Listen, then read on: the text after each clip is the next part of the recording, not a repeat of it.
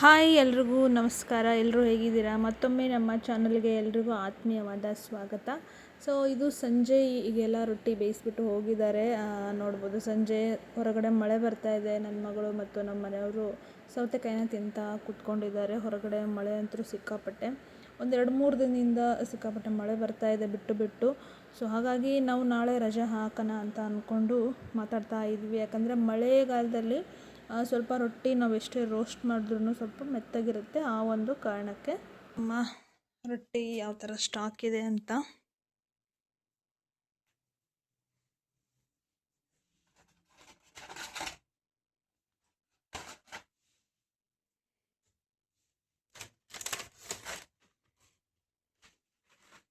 ನೋಡಿ. ಇದೆಷ್ಟು ಚೆನ್ನಾಗಿ ಬಂದಿದೆ ಶೇಪು ಅಲ್ವಾ?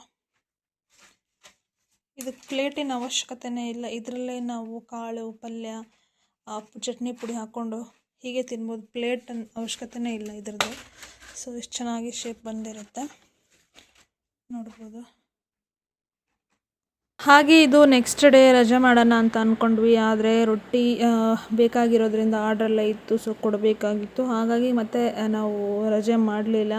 ಸೊ ಇವತ್ತು ಕೂಡ ರೊಟ್ಟಿನ ಮಾಡೋದಕ್ಕೆ ಶುರು ಮಾಡಿದ್ದೀವಿ. ಹಾಗೆ ಬೆಳಗ್ಗೆ ನಾನು ಅಡುಗೆ ಕೆಲಸನೂ ಶುರು ಮಾಡಿದ್ದೀನಿ. ನನ್ನ ಮಗಳು ಬೆಳಗ್ಗೆನೇ ಇಂಥ ಚಳಿಯಲ್ಲಿ ಸ್ನಾನ ಮಾಡೋದಕ್ಕೆ ಸ್ಟಾರ್ಟ್ ಮಾಡಿದ್ದಾಳೆ ನೋಡಿ.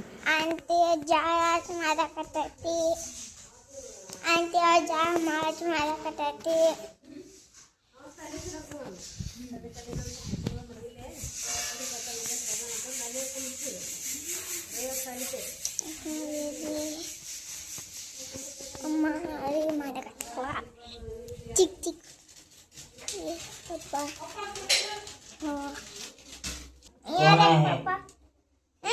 कौन आया है?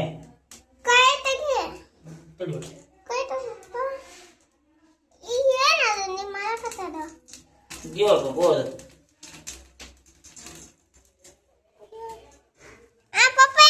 ಮಮ್ಮಿ ಅಡುಗೆ ಮಾಡಕತ್ತಲ್ಲ. ಪುಳಿಯೋಗರೆ ಇವತ್ತು ಪಲಾವ್ ಮಾಡ್ಯಾರಂತೆ. ನಿನ್ನೆ ರಾತ್ರಿ ಪುಳಿಯೋಗರೆ ಮಾಡಿದ್ರಂತೆ, ಇವತ್ತು ಬೆಳಗ್ಗೆ ಪಲಾವ್ ಮಾಡ್ಯಾರಂತೆ. ಹಾಗೆ ಹಿಟ್ಟೆಲ್ಲ ಖಾಲಿಯಾಗಿರೋದ್ರಿಂದ ಇವತ್ತು ಕೂಡ ಬೆಳಗ್ಗೆ ಜೋಳನ ಕ್ಲೀನ್ ಮಾಡಿಸ್ತಾ ಇದ್ದೀವಿ. ಕ್ಲೀನ್ ಮಾಡಿದ್ದಾದಮೇಲೆ ಹಿಟ್ಟು ಹಾಕ್ಸ್ಕೊಂಡು ಬರ್ತಾರೆ. ಹಾಗೆ ನಿನ್ನೆ ನಾನು ಸ್ವಲ್ಪ ಮನೆಯನ್ನೆಲ್ಲ ಕ್ಲೀನ್ ಮಾಡಿದ್ದೆ. ಯಾಕಂದರೆ ಸ್ವಲ್ಪ ಗಲೀಜಾಗಿತ್ತು, ನಮಗೆ ಟೈಮ್ ಸಿಕ್ಕಿರೋದಿಲ್ಲ. ಹಾಗಾಗಿ ಮಷಿನ್ ಆಗಿರ್ಬೋದು, ಮನೆ ಮತ್ತು ಗೋಡೆಗಳನ್ನೆಲ್ಲ ಸ್ವಲ್ಪ ನಾನು ಕ್ಲೀನ್ ಮಾಡಿ ಈ ಥರ ನೀಟಾಗಿ ಜೋಡಿಸಿ ಇಟ್ಟಿದ್ದೀನಿ. ಹಾಗೆ ನೀರು ಕೂಡ ಕಾಯೋದಕ್ಕೆ ಇಟ್ಟಿದ್ದೀವಿ. ಇವತ್ತು ರೊಟ್ಟೆಗಳು ನೋಡ್ಬೋದು, ನಿನ್ನೆ ರೊಟ್ಟೆಗಳೆಲ್ಲ ಖಾಲಿಯಾಗಿದೆ. ಸೊ ಹಾಗಾಗಿ ಇವತ್ತು ಮತ್ತೆ ಸ್ಟಾಕ್ ಮಾಡಬೇಕು. ನಮ್ಮ ಮನೆಯವರು ಊಟ ಮಾಡಿ ಈಗ ರೆಡಿ ಆಗ್ತಾರೆ ಎಲ್ಲದಕ್ಕೂ. ಹಾಗೆ ನೋಡ್ಬೋದು ಇಲ್ಲಿ ನೀರು ಇಟ್ಟಿದ್ದೀವಿ ನಾವು ರೊಟ್ಟಿನ ಮಾಡೋದಕ್ಕೆ. ಸೊ ಈ ಥರ ಇಷ್ಟು ನಾವು ನೀರು ಇಟ್ಟಿದ್ದೀವಿ. ಜೋಳ ಕ್ಲೀನ್ ಮಾಡಿಬಿಟ್ಟು ಮಾಡ್ತಾರಲ್ವ, ಹಾಗಾಗಿ ಇಷ್ಟು ಇಟ್ಟಿದ್ದೀವಿ. ಇಲ್ಲಾಂದರೆ ಸ್ವಲ್ಪ ಜಾಸ್ತಿ ಇಡ್ತೀವಿ.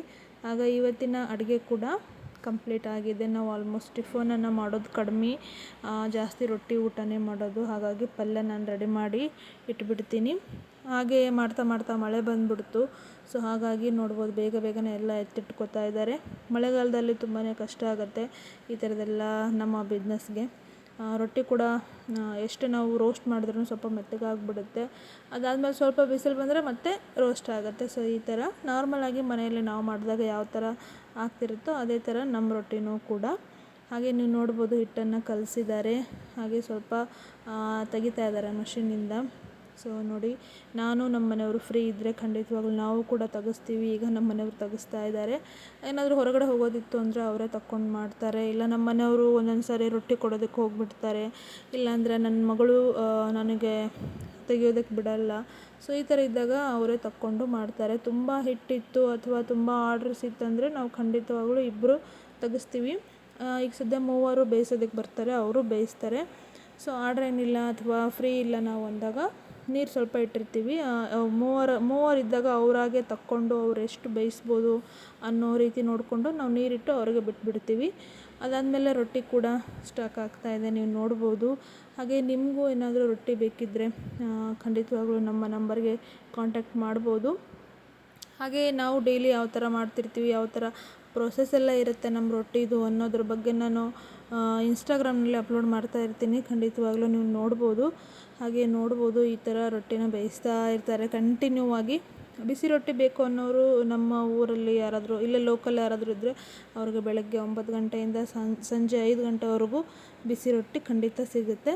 ಸೊ ಬಂದು ಇಲ್ಲೇ ತೊಗೊಂಡು ಹೋಗ್ಬೋದು. ಸೊ ಇದು ರಾತ್ರಿ ಮತ್ತೆ ನಮ್ಮ ಮನೆಯವರು ಹಿಟ್ಟನ್ನು ಹಾಕ್ಸ್ಕೊಂಡು ಬಂದರು. ಸೊ ಸ್ವಲ್ಪ ಜೋಳ ಕ್ಲೀನ್ ಮಾಡಿ ಹೋಗಿದ್ರಲ್ವ, ಅದನ್ನು ಹಿಟ್ಟು ಹಾಕ್ಸ್ಕೊಂಡು ಬಂದು ಈ ಥರ ಇಟ್ಬಿಡ್ತಾರೆ.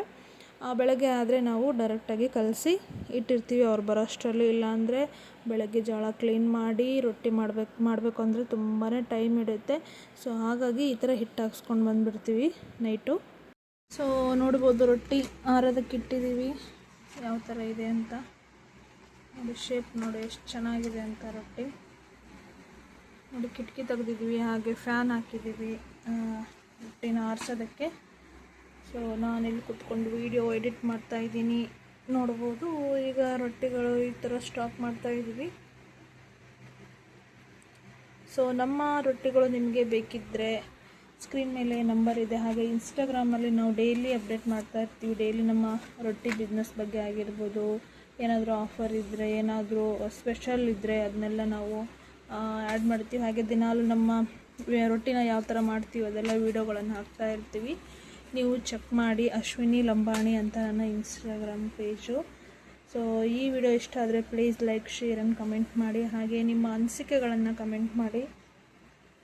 ರೊಟ್ಟಿ ಬೇಕಿದ್ದರೆ ದಯವಿಟ್ಟು ಕಾಂಟ್ಯಾಕ್ಟ್ ಮಾಡಿ. ಧನ್ಯವಾದಗಳು.